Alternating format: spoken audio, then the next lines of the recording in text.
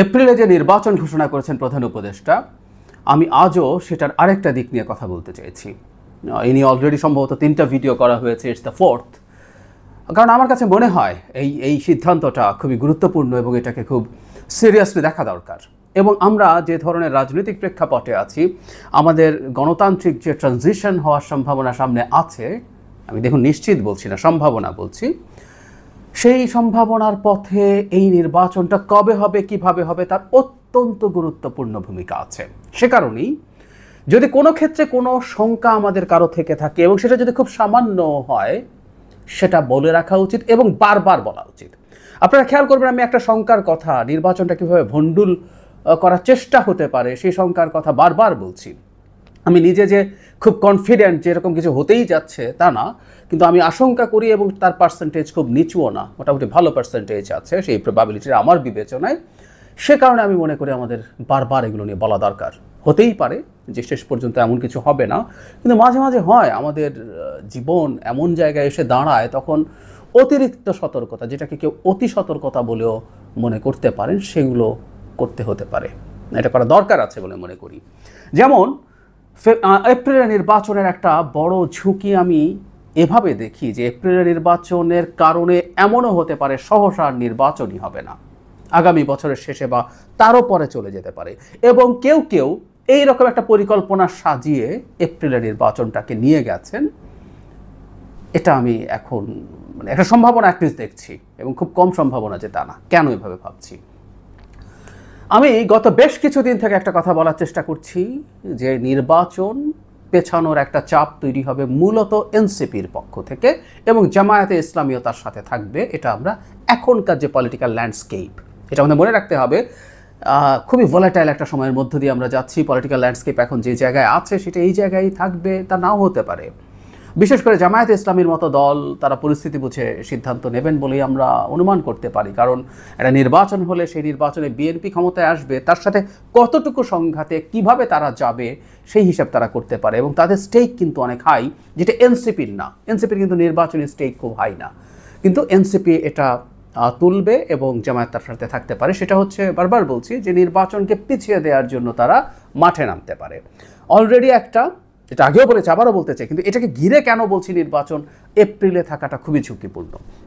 তারা যে অলরেডি বলছেন এই নির্বাচন কমিশনকে তারা মানেন না। সো এই নির্বাচন কমিশন যদি যাবতীয় বাকি সব কাজ করুক, তারা তফসিল ঘোষণা করুক, করলেই তারা বলতে পারেন যে এই নির্বাচন কমিশন তো আমি মানি না, সুতরাং আমি তফসিল প্রত্যাখ্যান করছি।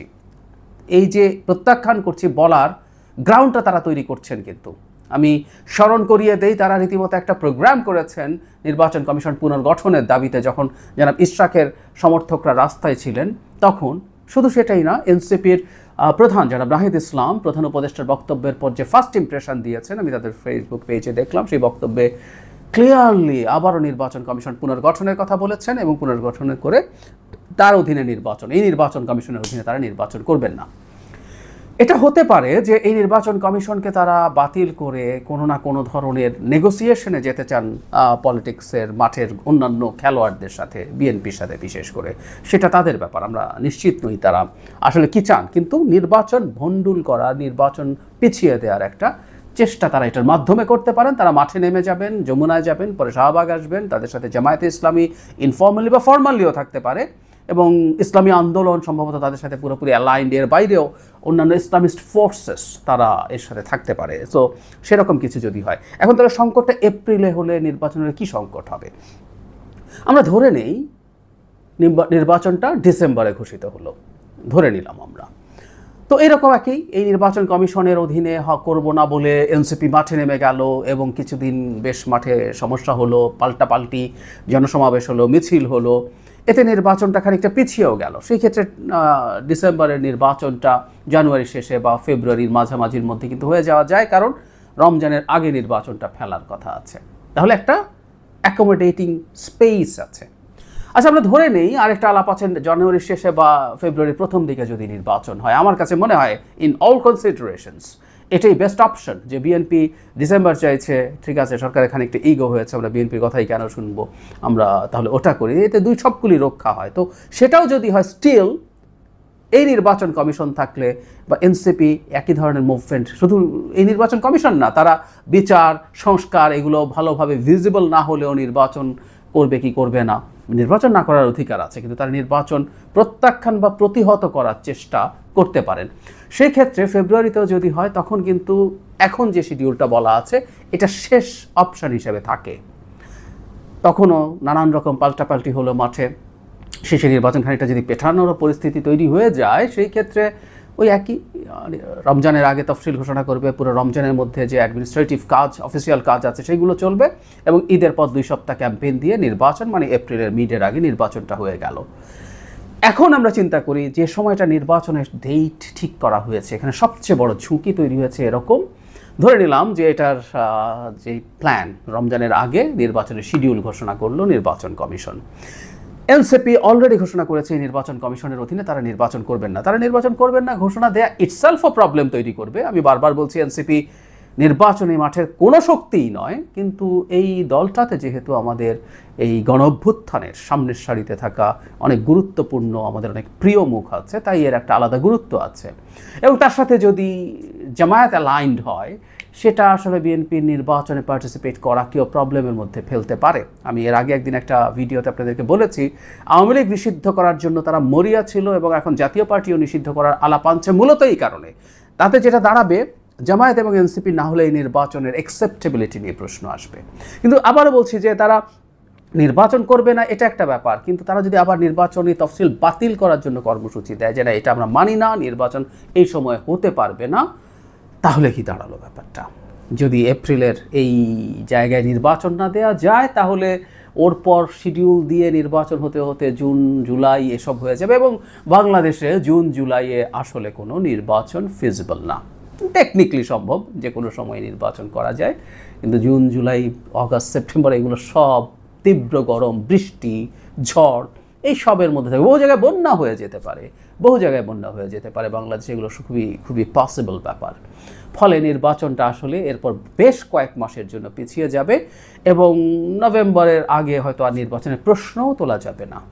তার মানে এপ্রিলে নির্বাচনটা যে জায়গায় নিয়ে রাখা হয়েছে, এটার কোনো কোয়েশনিং নেই। কারণ আমরা এখন পর্যন্ত মাঠে যারা শক্তি আছে, তারা নির্বাচনের এই তারিখ বাদে আর সব জায়গায়ও তারা তাদের মধ্যে ঐক্যমত্যের মধ্যে নেই। বিশেষ করে আবারও বলছি, নির্বাচন যেহেতু টেকনিক্যালি নির্বাচন কমিশন করে, টেকনিক্যালি বলছি, এবং এনসিপির দাবিটা আমার কাছে খুবই হাস্যকর বলে মনে হয়, অনেকবার বলেছে, আবার একটু বলি, সেটা হচ্ছে যেই গ্রাউন্ডে তারা আপিল করে না, এই গ্রাউন্ডে তারা নির্বাচন কমিশনকে বিএনপির পক্ষপাতিত্ব করা বলছে। তো তারা নির্বাচন কমিশন রায় না মেনে, মানে যারা বিশ্বাস মেয়র হয়েছেন সেই রায় না মেনে, না যারা তাপসী মেয়র, এই অ্যাপিল করতে হবে কিনা জানি না। এবং তার চাইতে জরুরি কথা, দীর্ঘদিন থেকে আমরা এই আলাপ করেছি, বাংলাদেশে আসলে নির্বাচন কমিশন কিছু না। এই আলাপ তো, ওনারা অনেক ছোট মানুষ, আমরা বছরের পর বছর এই আলাপ করেছি, লিখেছি। যখন শেখ হাসিনা বলতেন সরকার নিয়ে মাথা ব্যথা কি, তিনি যখন তত্ত্বাবধায়ক সরকার বাতিল করলেন যে আমরা খুবই শক্তিশালী একটা নির্বাচন কমিশন তৈরি করব, তখন আমরা একটা কথা বলেছি, এমনকি নির্বাচন কমিশন যদি বিএনপিও বানিয়ে দেয়, বিএনপির লোক দিয়েও বানিয়ে দেয়, তারপরও বাংলাদেশে সুষ্ঠু নির্বাচন হতে পারে না। খুব গুরুত্বপূর্ণ একটা উদাহরণ আমরা ক্রমাগত সামনে এনেছি, বিচারপতি রৌফের কমিশন, যেটা এরশাদ পতনের পরে 91 সালে একটা দুর্দান্ত নির্বাচন উপহার দিয়েছিল জাতিকে। সেই রৌফ কমিশনে বিএনপির সময়ে মাগুরার নির্বাচনটা ঠিকঠাক করতে পারেনি। আমরা বহুদিন থেকেই জানি, নির্বাচন কমিশন না আসলে বাংলাদেশের নির্বাচন কেমন হবে সেটা ডিপেন্ড করে সরকারের উপরে। সো এনসিপি যখন নির্বাচন কমিশনকে দায়ী করে নির্বাচন বয়কট করতে চাইবে, এটা একেবারে ঠুনকো যুক্তি। বাংলাদেশে যদি ডক্টর ইউনূসের সরকারের এই সময় ভালো নির্বাচন না হয়, তার দায় ডক্টর ইউনূস সরকারের। কিন্তু ওনারা তো ভাসুরের নাম মুখে আনবেন না, ডক্টর ইউনূসের সরকারের নাম তারা মুখে আনবেন না, তারা নির্বাচন কমিশনকে ভিলেন বানানোর চেষ্টা করছেন। এটা একেবারে ফালতু, একেবারে অপ্রয়োজনীয়, কিন্তু তারা এটা বানাচ্ছেন। তাতেই বোঝা যায় এটাকে কেন্দ্র করে আসলে তারা একটা প্লট তৈরি করছেন। সেই প্লটটা হচ্ছে নির্বাচনকে পিছিয়ে দেওয়া যায় কিনা সেই প্লট। উনি বলবেন আমি তো দীর্ঘদিন থেকে বলেছি, আমরা তো আগেই বলেছি, আমরা তো হঠাৎ করে নামিনি। হঠাৎ করে নামার ক্ষেত্রে তাদেরকে যারা বুদ্ধিদাতা আছেন, তারা এই বুদ্ধি তাদেরকে দিচ্ছেন এবং এই বুদ্ধিটা আমরা খানিকটা ধরতে পারছি গত কয়েক মাস থেকে ওনারা বলার পর থেকেই। ইনফ্যাক্ট আমি এটা নিয়ে কথা বলছি এবং আমি জামায়াত কয়েকদিন দেখেছি তারা ঐকমত্য কমিশনের সাথে আলোচনার পর বেরিয়ে তারা নির্বাচন কমিশন পুনর্গঠনের আলাপ তুলেছেন। সুতরাং জামায়াতও খানিকটা আওয়াজ দিয়ে রেখেছে এবং অনেক ক্ষেত্রে আমরা দেখেছি এনসিপির সাথে তাদের অ্যালাইনমেন্ট আছে। আওয়ামী লীগ নিষিদ্ধ করা নিয়ে যখন এনসিপি মাঠে নামলো, কেউ কেউ বলবেন এনসিপি নামে নেয়, আসরাত আব্দুল্লাহ নেমেছে, এগুলো ফালতু কথা। এসব নাটক সরিয়ে রেখে আমরা যদি বলি এনসিপি নেমেছে, কারণ পরবর্তীতে এনসিপি জনাব নাহিদের নেতৃত্বে সেখানে গেছেন, সেখানে জামায়াতের গুরুত্বপূর্ণ নেতা ইনফর্মালি গিয়ে হাজির হয়েছেন, দলবল নিয়ে ছাত্র শিবির গেছে। সো তাদের এই অ্যালাইনমেন্টটা আছে এবং নির্বাচন কমিশন নিয়ে তারা যে ধরনের বক্তব্য দিচ্ছেন সামনে এটা হতে যাচ্ছে, সেই বিবেচনায় কোনোভাবেই নির্বাচন এপ্রিলে হওয়া উচিত হবে না। কারণ আমাদের একটা স্পেস লাগবে, বাই এনি চান্স নির্বাচন নিয়ে যদি কোনো গোলযোগ তৈরি হয় সেটা পেছিয়ে যাতে নির্বাচনটা হওয়ানোর জন্য একটা সময় পাওয়া যায়। সেই বিবেচনায় কোনোভাবেই ফেব্রুয়ারির পর নির্বাচন যেতে পারে না, ডিসেম্বরেই সবচেয়ে ভালো, কারণ তাহলে আমরা আরও বেশি স্পেস পাবো। আর ফেব্রুয়ারি হলেও অন্তত যাতে কোনো ঝামেলা বা গোলযোগও যদি হয় সেটা সারিয়ে এপ্রিলের মাঝামাঝির আগে এখন যেটা বলা হয়েছে সেই সময়টা থাকে। সুটেবল টাইম না, কিন্তু সেটা অন্তত একটা শেষ একটা আপৎকালীন অবস্থা হিসাবে থাকে। এপ্রিলে যদি হয়, একটা ঝামেলা যদি তৈরি হয়, এই নির্বাচন 26 সালের শেষ ছাড়া হবে না ফর শিওর। এবং সেটাই সম্ভবত একটা কারণ এটা হতে পারে যে এটা এপ্রিলে এনে ঠেকানো হয়েছে। যদি সেটা হয়ে থাকে, এটা দেশের জন্য একটা বিরাট ঝুঁকি তৈরি করছে এবং এই ঝুঁকি অল্প সম্ভাব্যতা যদি অল্প থেকে থাকে, আমরা এটা নিয়ে শোরগোল করব যাতে নির্বাচনের তারিখের ব্যাপারে সরকার অবশ্যই সিরিয়াসলি পুনর্মূল্যায়ন করেন।